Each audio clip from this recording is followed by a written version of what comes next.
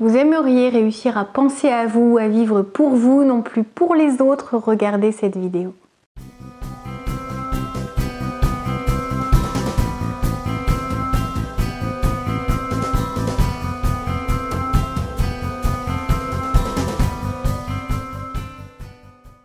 Bonjour à tous, je m'appelle Valérie Sauvage, je suis coach de vie. J'accompagne des personnes qui ont envie de changer de vie, qui ont envie de redonner plus de sens à leur existence ou qui ont envie de se débarrasser de certains freins limitants comme le manque de confiance en soi, la timidité ou la difficulté finalement à entrer en interaction avec les autres, que ce soit parce qu'ils ont envie d'évoluer professionnellement parlant, de changer de métier ou alors de rencontrer quelqu'un au niveau sentimental. Alors je vous invite à découvrir mon site internet challengeyourself.fr pour voir tout ce que je peux vous proposer en termes de coaching à Rennes, par téléphone ou même en formation.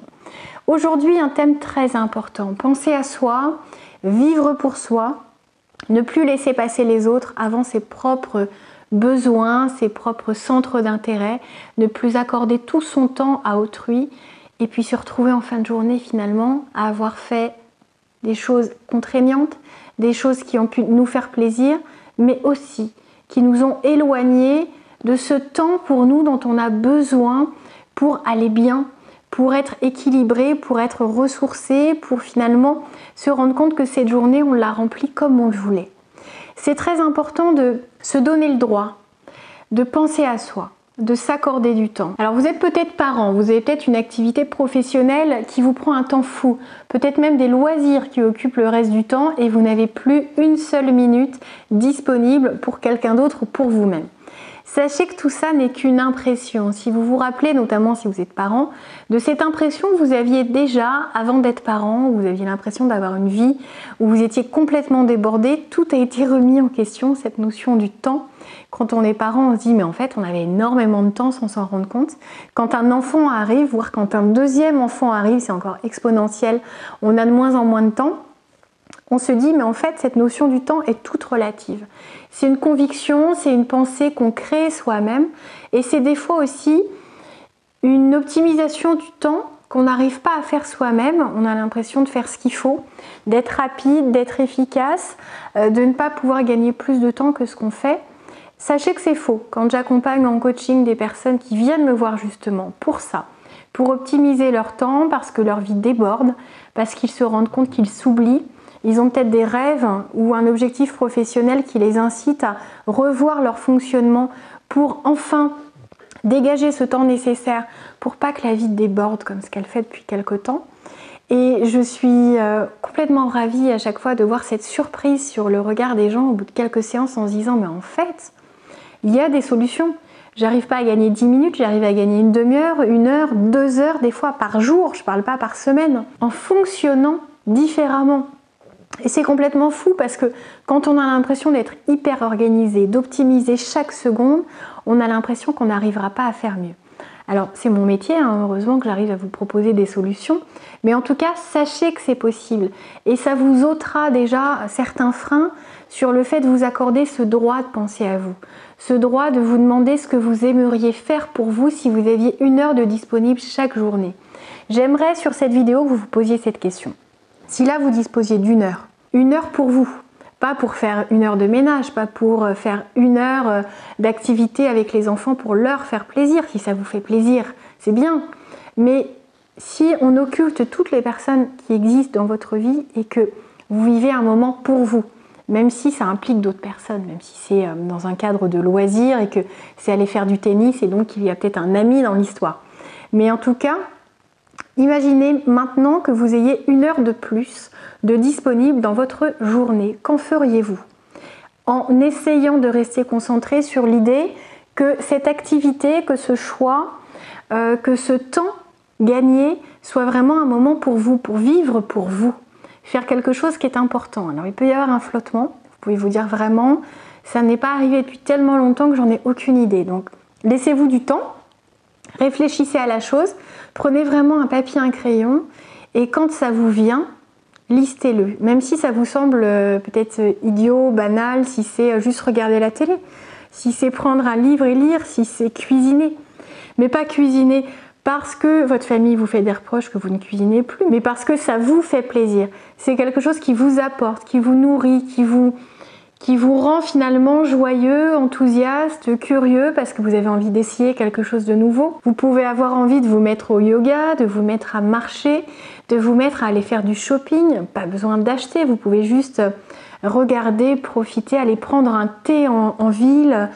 Peu importe ce que vous avez envie de faire, mais réfléchissez à la chose. J'aimerais vraiment que vous preniez ne serait-ce que 3 minutes à la fin de cette vidéo pour vous dire ça. Listez une chose, 2 choses, 3 choses, peu importe.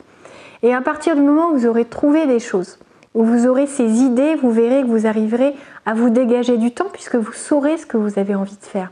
Vous ne perdrez pas de temps.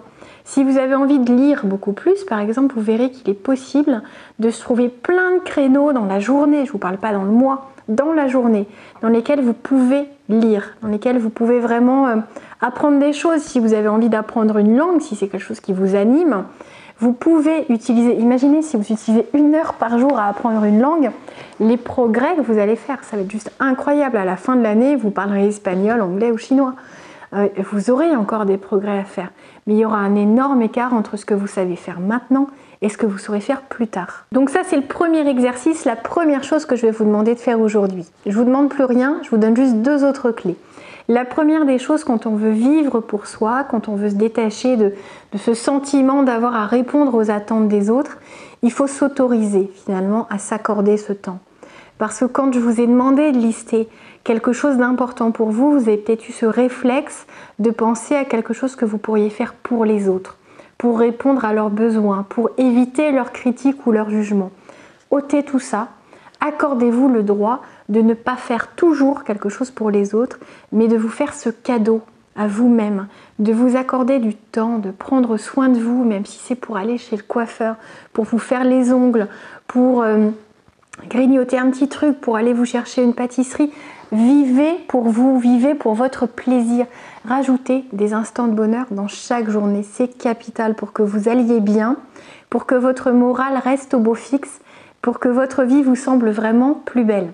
La troisième des clés, c'est un frein majeur. Souvent, on n'arrive pas à s'accorder du temps parce qu'on a peur de ce changement qui va arriver, de ce regard que les autres vont porter sur nous-mêmes en se disant mais maintenant elle se met ou il se met à prendre du temps pour lui et moi, est-ce qu'elle va m'oublier, est-ce qu'il m'aime moins, est-ce que... Les gens peuvent se poser plein de questions, vous êtes le premier sans doute à faire la même chose dans l'autre sens. Quand on ne comprend pas, quand on n'a pas de réponse, on a tendance à se faire un film. Donc pour éviter ça, donnez cette réponse, expliquez-vous.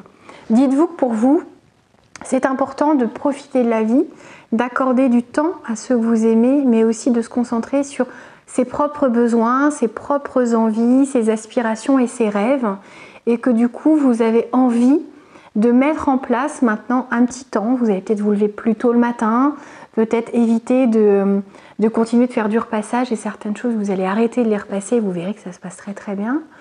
Et vous allez peut-être déléguer certaines choses, faire appel au service de quelqu'un pour prendre le relais sur ce que vous faisiez jusqu'à présent pour enfin penser à vous. Parce que avoir une vie professionnelle épanouie, c'est parfait.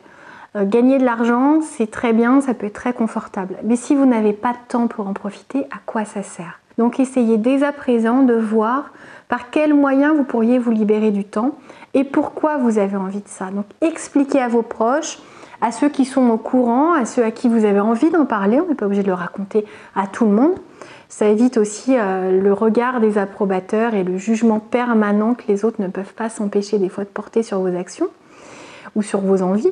Et puis expliquez-leur pourquoi, parce que vous en avez envie, parce que vous vous sentez débordé, parce que vous vous noyez, parce que vous vous demandez si votre vie n'est que contrainte ou que réponse aux besoins des autres et que vous avez envie de vous recentrer aussi sur ce que vous voulez, pour redonner du sens.